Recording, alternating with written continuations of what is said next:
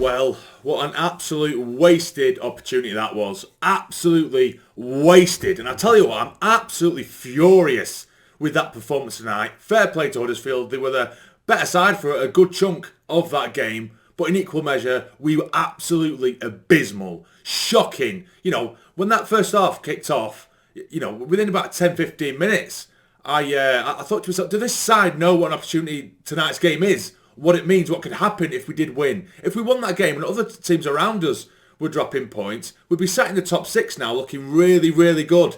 You know, and out of the last 4 games, the final 4 games we did have, should I say, this was the one where you thought, on paper, we should be coming away with 3 points, and we've absolutely thrown it away with that shit. It was appalling.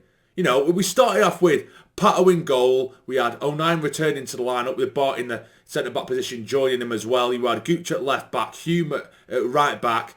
You had Pritchard in the middle with Neil. And then you had Ahmad, Clark and Roberts behind Gelhardt. But then getting into the game, you know, we look all right on the counter, not too bad, I guess. But in general, just sort of off the ball, kind of walking around a little bit. We didn't look too, you know, there was times when, say, for example, Ahmad or Roberts would do it a few times as well. You know, usually they'd pick it up, back to goal, do the little give and go. They would give, but they wouldn't go.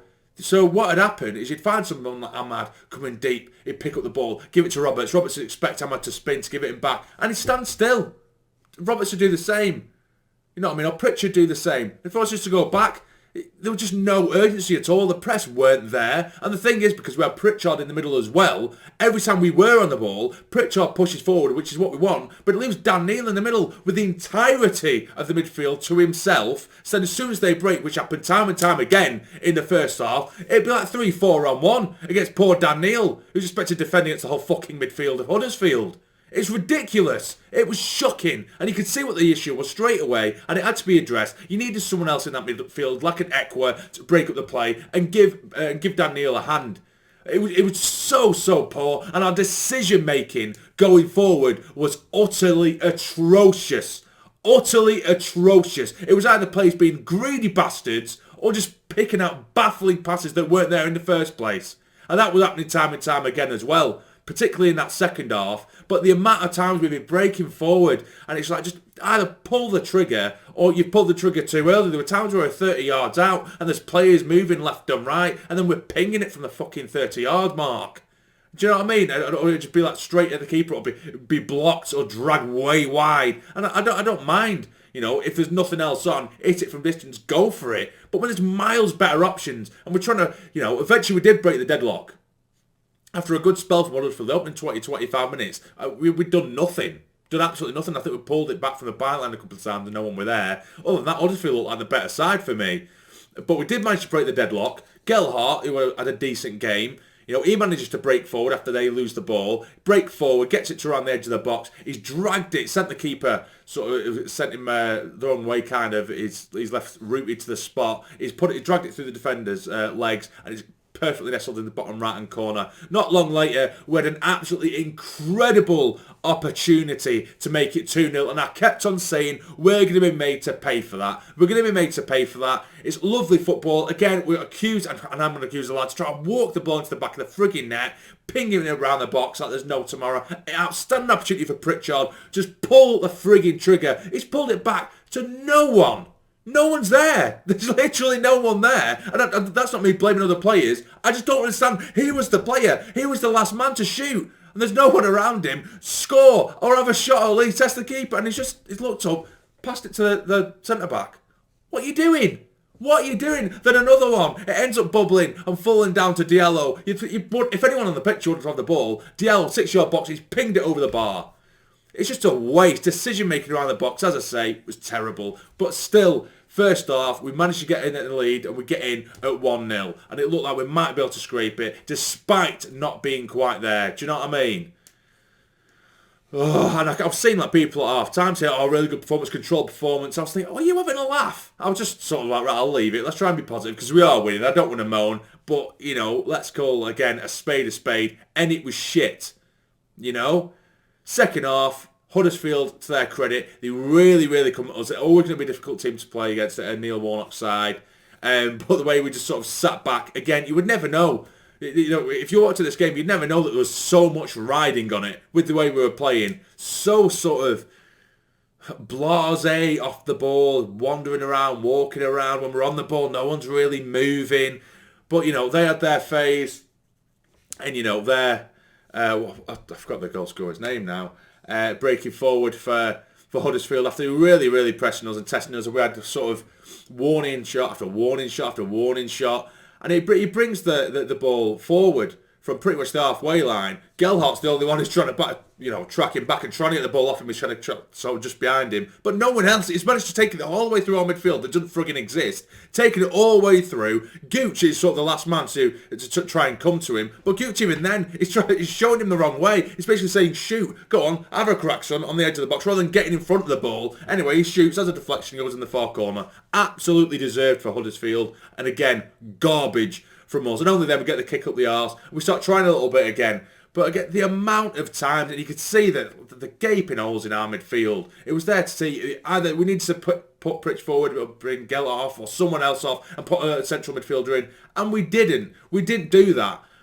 We eventually brought on Lahadji, who did absolutely nothing when coming on. I don't feel like our players trust him, you know, in terms of when we play the little triangles going forward. You usually have lots of Roberts, Clark, of course Diallo and Troy Hume going forward.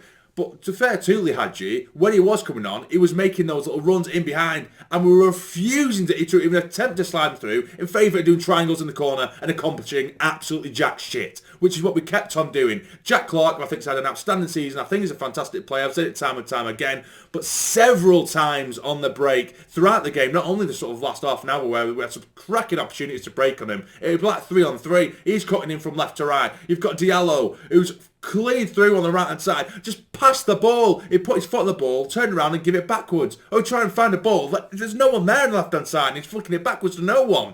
It was that exact description was happened. It happened so many frigging times. It just felt like our final third. It was just shit in terms of no one was on the same wavelength. You know, either people were being too greedy, or the decision making, as I say, which is abysmal, absolutely abysmal. Then one of the final moments of the game, we do actually manage to slip Ahmad through. You'd want anyone on the pitch, you would want him there. And his first touch, he did a very similar touch in the last game where he's put through on goal. And his first touch was appalling, perfectly weighted. It's appalling. It just bubbles away, and that was it. You know, we had some fantastic opportunities. We did create some great opportunities, some good football. Found Gooch, he cuts inside, keeper makes a good save. One was cleared off the line, but yeah, we asked for it, and what, you know, I haven't really slagged Mowbray at all, but his changes were baffling, absolutely baffling. He brings on Watson, young lad, for his debut. When there's about 10 minutes left, or 5, so about 6-7 minutes left. Is this really the game to be experimenting in? When you've got someone like Barr on the bench, you've got Ekwa on the bench. Is this really the time to start experimenting with youngsters? Hey, I might think I'm going over the top here, but I just feel like that was so underwhelming for how big the game actually was, and that's what pisses me off the most. It just feels like that was such a throwaway game when it really shouldn't have been. Arguably the biggest game in the season to stick us in the playoffs with a few games left, and we give out that.